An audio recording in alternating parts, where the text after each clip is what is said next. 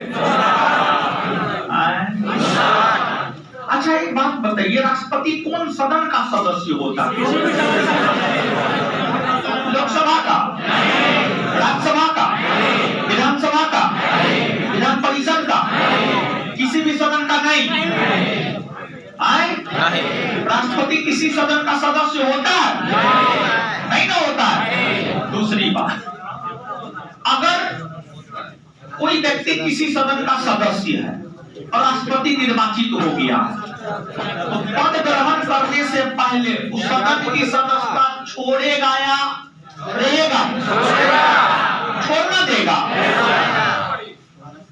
राष्ट्रपति को वेतन और मिलता है ना? कितना वेतन? 5 लाख। और उनके कार्यकाल के दौरान उनके वेतन में कोई कटौती होगा? नहीं ना होगा। इसके बाद निःशुल्क आवास उसको मुहैया होता है? राष्ट्रपति भवन वही ना रहते हैं। क्लियर है ना? आगे राष्ट्रपति के शपथ ग्रहण को लेकर जानकारी कौन अनुच्छेद देता है? अनुच्छेद 7। भारत के राष्ट्रपति को शपथ कौन दिलाता है? भारत के सर्वोच्च न्यायालय के। भारत के राष्ट्रपति को शपथ कौन दिलाता है? सर्वोच्च न्यायालय के। आगे राष्ट्रपति को किस प्रक्रिया द्वारा पद से हटाया? प्रक्रिया द्वारा। राष्ट्रपति पर लगने वाले महाभियोग प्रक्रिया की चर्चा कौन अनुच्छेद में है? राष्ट्रपति पर महाभियोग कब लगाया जाता है? जब राष्ट्रपति संविधान का क्या संविधान के अतिक्रमण शब्द को संविधान परिभाषित किया गया है? नहीं ना। संविधान के अतिक्रमण शब्द को संविधान में परिभाषित नहीं ना किया गया, नहीं किया गया है। अब राष्ट्रपति के ऊपर महाभियोग प्रक्रिया की शुरुआत लोकसभा करता है या राज्यसभा? या दोनों में से कोई भी? राष्ट्रपति पर महाभियोग प्रक्रिया की शुरुआत लोकसभा करता है या राज्यसभा करता है या दोनों में से कोई भी कर सकता है? दोनों में से कोई भी कर सकता है। कोई भी ना कर सकता।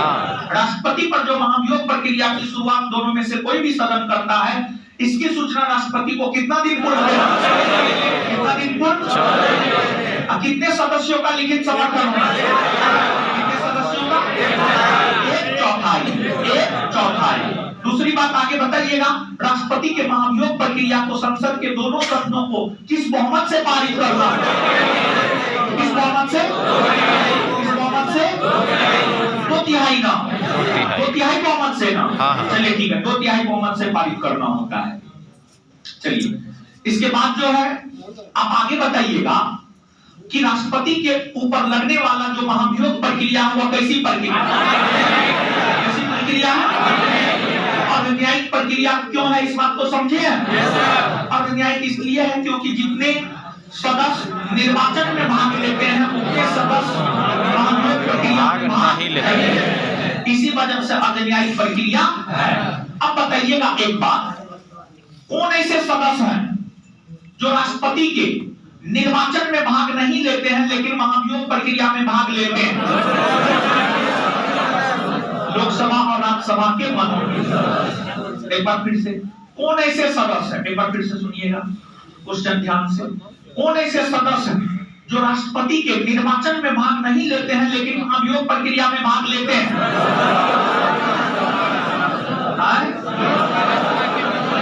लोकसभा और राज्यसभा के मनोनीत सदस्य। इसके बाद अगला क्वेश्चन, कौन ऐसे सदस्य हैं जो राष्ट्रपति के निर्वाचन में तो भाग लेते हैं लेकिन महाभियोग प्रक्रिया में भाग नहीं लेते? राज्यों के विधानसभा के निर्वाचित सदस्य। राज्यों के विधानसभा के कौन ऐसे सदस्य हैं जो निर्वाचन में भाग लेते हैं, जो राष्ट्रपति के निर्वाचन में भाग लेते हैं लेकिन महाभियोग प्रक्रिया में भाग नहीं लेते? सभी राज्यों के विधानसभा के निर्वाचित। कितना बात याद हुआ ना? राष्ट्रपति पद के रिक्त होने को लेकर जानकारी कौन अनुच्छेद देता है?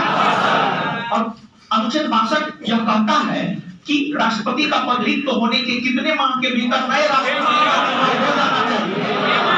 तो अनुच्छेद 62 यह कहता है कि राष्ट्रपति का पद रिक्त होने के कितने माह के भीतर राष्ट्रपति का चुनाव हो जाना चाहिए? कितने माह के भीतर? 6 months. कितने माह के भीतर? 6 माह के भीतर ना हो। ठीक है, 6 माह के भीतर। आगे बताइएगा। ठीक है। राष्ट्रपति का पद मृत्यु होने पर त्यागपत्र या महाभियोग प्रक्रिया द्वारा अगर रिक्त होता है तो राष्ट्रपति के रूप में कर्तव्यों का निर्वहन कौन करेंगे? अगर राष्ट्रपति का पद रिक्त होता है तो राष्ट्रपति के रूप में काम कौन करता है? अगर राष्ट्रपति उपराष्ट्रपति दोनों पद रिक्त हो तो भारत के सुप्रीम कोर्ट के, और अगर राष्ट्रपति उपराष्ट्रपति और भारत के सुप्रीम कोर्ट के मुख्य न्यायाधीश तीनों पद रिक्त हो तो सुप्रीम कोर्ट के वरिष्ठतम न्यायाधीश। चलिए ठीक है।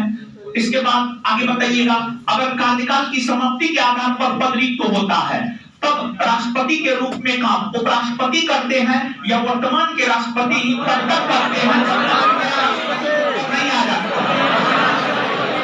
वर्तमान के ही ना, जब तक कि नए राष्ट्रपति चुनकर ना आ जाए। ठीक है, तो चलिए अब हम लोग राष्ट्रपति के कार्य अधिकार शक्ति को देखेंगे।